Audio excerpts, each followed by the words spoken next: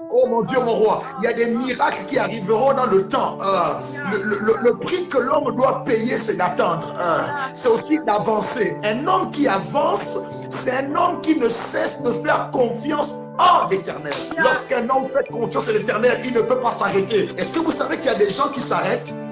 Pas parce que la grâce de Dieu a cessé de couler, mais il y a des gens qui s'arrêtent parce qu'ils sont rattrapés par leurs erreurs. Ils sont rattrapés par leurs péchés. Ils sont rattrapés par la culpabilité des erreurs commises.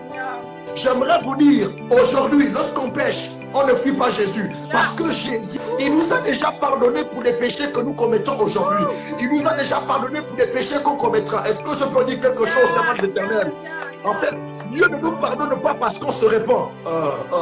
C'est bien de se repentir, mais Dieu ne nous pardonne pas parce qu'on se répand. Dieu nous pardonne parce qu'on est concerné par le pardon des péchés.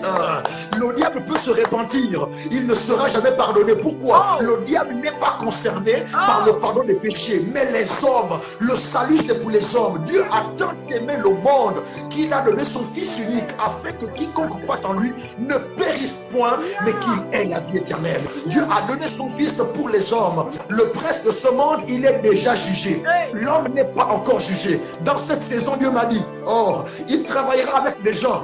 Malgré la contradiction de leurs actions, ils ont toujours la passion des choses de Dieu.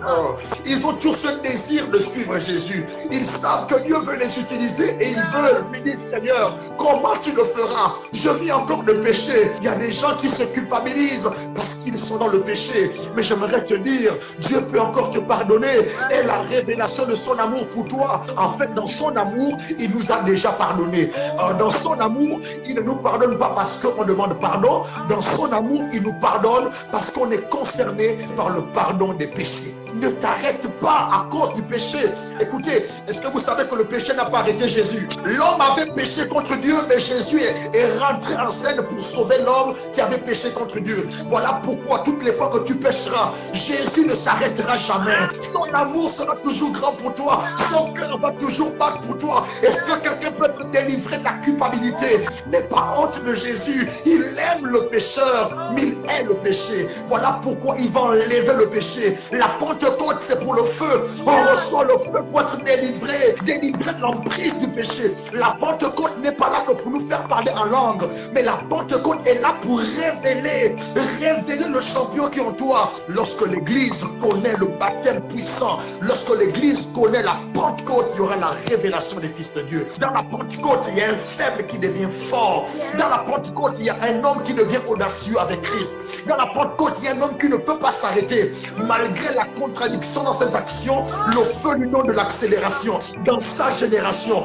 Je vais dire à quelqu'un, n'arrête pas de te repentir. N'arrête pas de demander pardon à Dieu. Est-ce que je peux le dire ici là? N'arrête pas de te relever. Tu es tombé. N'arrête pas de te relever. Lève-toi encore. Ésaïe 43, le verset 18. Ne pensez plus aux événements passés. Ne considérez plus ce qui est ancien. Il y a quelqu'un qui doit arrêter de penser aux événements passés. C'est le nom de l'Éternel. Il y a des gens qui sont restés dans leur passé. C'est quoi un événement? Un événement, c'est un fait qui s'est déroulé. Oui, tu es tombé, tu peux encore te relever. Qui tombe sans se relever? Lorsque tu as demandé pardon à Dieu, il dit, je suis juste et fidèle pour vous pardonner et vous purifier de toute iniquité. Ne reste pas dans la culpabilité. Lorsqu'on parle des événements passés, il y a des hommes qui sont dans des prisons de leur passé. Sois délivré de ce passé et avance encore. Dieu ne regarde pas à tes fautes. Dieu ne regarde pas au fait que tu sois tombé. Dieu regarde, est-ce que dans ton cœur, il y a encore le désir d'avancer avec moi? Tu n'es pas Saoul, toi tu es un David. Mon Dieu, mon roi. Tu n'es pas un Judas, toi tu es un Pierre. Les Saoul sont rejetés, les Judas se pendent. Les David sont des hommes selon le cœur de Dieu. Les Pierres sont des hommes favorisés. Lorsque Christ revient à la résurrection, il dit, allez dire aux frères, mais dites aussi à Pierre. Et lorsque la Pentecôte descend, c'est Pierre que le Saint-Esprit réquisitionne. Il est le prédicateur de la Pentecôte. Malgré son passé, j'aimerais dire, ton passé est passé. Oublie les événements passés. Oublie cette chute. Oui, tu es tombé, tout le monde a su, mais avance. Pose des actions nouvelles. Oublie les actions passées. Pose des actions nouvelles. Ne t'arrête pas, avance encore. Avance encore dans les miracles. Avance encore dans le pentecôtisme. Avance encore dans la démonstration des miracles, la démonstration de la puissance de Dieu. Dieu ne te pardonne pas parce que tu as demandé pardon, mais c'est bien de demander pardon. Dieu te pardonne parce que tu es concerné d'abord par le pardon de péché en plus de demander pardon. Le diable peut demander pardon, il ne sera pas pardonné. Pourquoi? Le diable n'est pas concerné par le pardon de péché. Est-ce qu'on peut amener la révélation de la parole ici? Il y a des gens qui ont du mal à se relever, ont du mal à se repentir. Pourquoi? Ils pensent que parce qu'il a péché, il est devenu le péché. Non, tu as péché, tu n'es pas le péché. Dieu est le péché, il t'aime toi. Il y a des gens qui pensent, lorsqu'ils pêchent, ils ne peuvent plus se relever parce qu'ils pensent qu'ils sont devenus le diable. Non, tu as péché, mais tu n'es pas le diable. C'est le diable qui est jugé, c'est le diable qui est condamné. Toi, tu peux encore te lever et avancer. Tu peux encore te lever et prophétiser encore. Tu peux te lever et chasser encore des démons. Tu peux te lever et délivrer encore des âmes. Tu peux te lever et évangéliser encore. Tu peux te lever et chanter encore. Ne tue pas la grâce de Dieu qui est en toi à cause d'une chute. Même si les autres te jugent, arrête de regarder aux événements passés. Ne sors pas de la maison. Sois comme Pierre, malgré qu'il réunit Jésus, il suit toujours Jésus. Lorsque Judas pêche, la culpabilité l'amène à se pendre. Je prie que Dieu t'arrête. Ne te pends pas. Ne renonce pas à cet appel. Ne renonce pas à la volonté de Dieu de t'utiliser. Ne renonce pas. Dieu t'a montré des choses.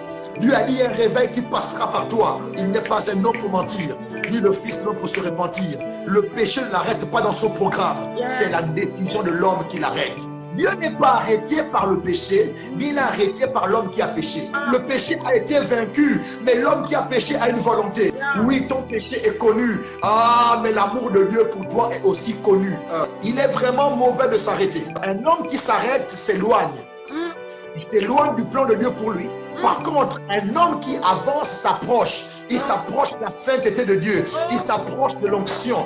Il s'approche de la puissance de Dieu. Il s'approche de l'arche. Il s'approche du feu. Ara de Zémad. Un homme qui avance, c'est l'image de Moïse qui aperçoit le buisson ardent. Et il avance vers le buisson ardent. Oh, approche-toi des miracles. Que la soif de Dieu. En fait, un homme qui avance, c'est un assoiffé. Nous voulons dans cette génération des hommes assoiffés.